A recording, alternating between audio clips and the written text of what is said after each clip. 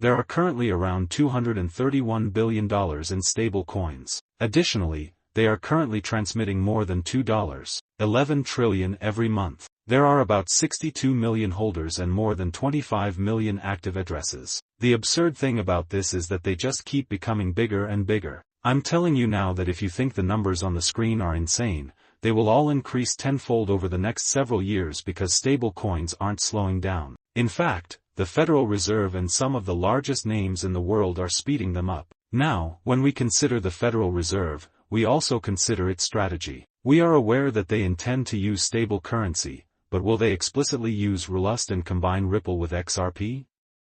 Let's discuss that, then. Let's take a closer look at what has transpired with stable coins over the past several weeks. In a recent post, Sam Broner of A16Z stated that the previous month was one of the most significant in terms of payment history. Fintechs adopted stable coinage in that month. An on-chain economy is being bootstrapped by legacy payment providers. I discuss the major announcements and offer my analysis of their implications for the sector. The dates in question are May 7th through May 8th. Stripe introduces its stablecoin-linked ramp card, USDB programmable stablecoin, and stablecoin financial accounts. Additionally, MoneyGram will launch MoneyGram ramps, stablecoin cash, and on- and off-ramp services in more than 170 countries on the 7th. Coinbase launches the X402 standard for internet-native stablecoin payments on May 6. Additionally, Visa and the bank announced a strategic cooperation on May 6 to provide stablecoin infrastructure. Once more, stable coins are consuming MasterCard and Visa,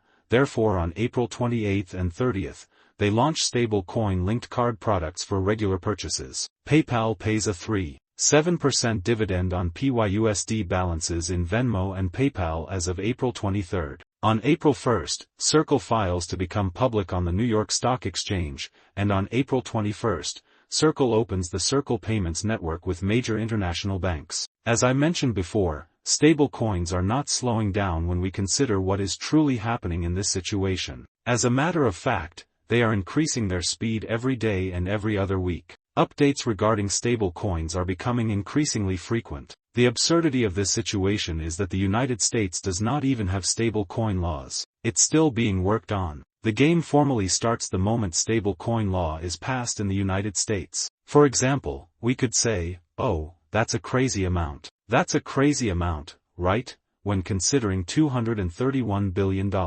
This figure rapidly rises to around $2.3 trillion if the U.S. adopts stable coin laws. Legislation will not just favor stable currency, thus we will 10x in a very short period of time. It will authorize their use and integration into the U.S. system. The Fed is on my mind right now because, as we know, in mid-April, Jerome Powell stated that he supported stablecoin legislation. He even predicted that the digital asset space would become widely used and that stablecoin legislation would be a great idea to not only support stablecoins but also to be extremely bullish for the US in particular. However, when we consider the Fed supporting this, I do have the video footage, by the way. In a moment, I will play that here. That being said, when we consider this, we also consider the Fed's plans for stablecoins, which I will discuss in a moment. First, let's take a good look at this video clip. Take a look. How do you think the system might be affected by potentially more advantageous legislation that are coming their way?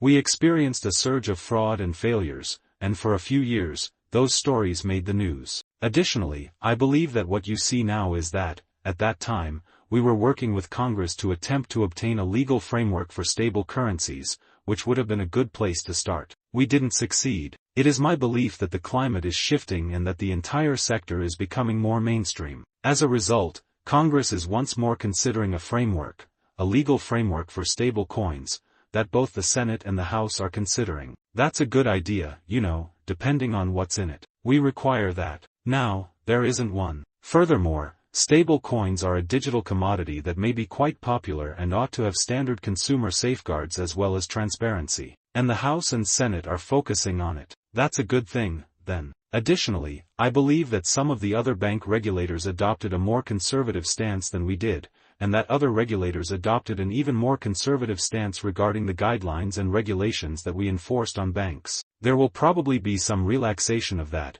and we'll attempt to do it in a way that maintains safety and soundness while, allowing and encouraging appropriate innovation. However, we'll make sure that this is done in a way that, once more, doesn't put customers at risk in ways they don't understand or make banks less safe and sound. The strange thing about this is that the person he is talking to is an advisor on the RLUSD advisory board. He is Raghuram Rajan, who was the Reserve Bank of India's previous governor and, incidentally, an economist at the IMF. In addition, he has been a well-known figure in the finance industry for well over 10 years. Additionally, he was on the board of the bank that handles foreign settlements. This well-known expert in finance is currently an advisor on ROD's advisory board. Sheila Bair, the founding chair of the Systemic Risk Council and a representative of the FDIC, is also present. Well, I'm not all that interested in what the Fed does. Actually, I'm interested in the work that the Treasury does. As you may know, Brad Garlinghouse recently cited Scott Bent when discussing how stable coins are booming all around the world due to their practical applications. However, he stated that the US would profit from this technology more quickly if it could enact clear and practical regulations sooner rather than later. Listen, RLUSD isn't the only thing to consider. We simply know that as soon as this genius act is fully passed,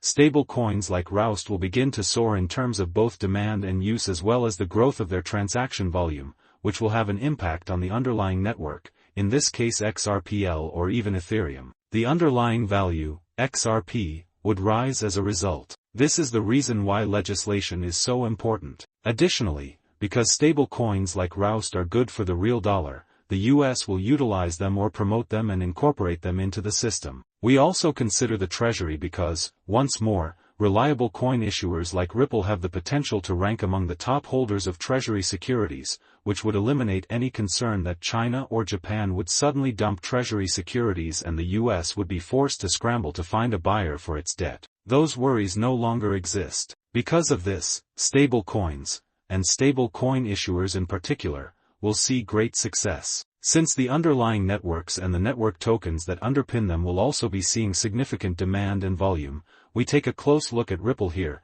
as well as XRP and XRPL. Having said that, I hope you all found this video entertaining. If you did, please like, subscribe, and turn on notifications. You can follow me on Twitter and join the free Discord channel in the description below for additional free stuff. Having stated that, I want to thank everyone for watching. Goodbye.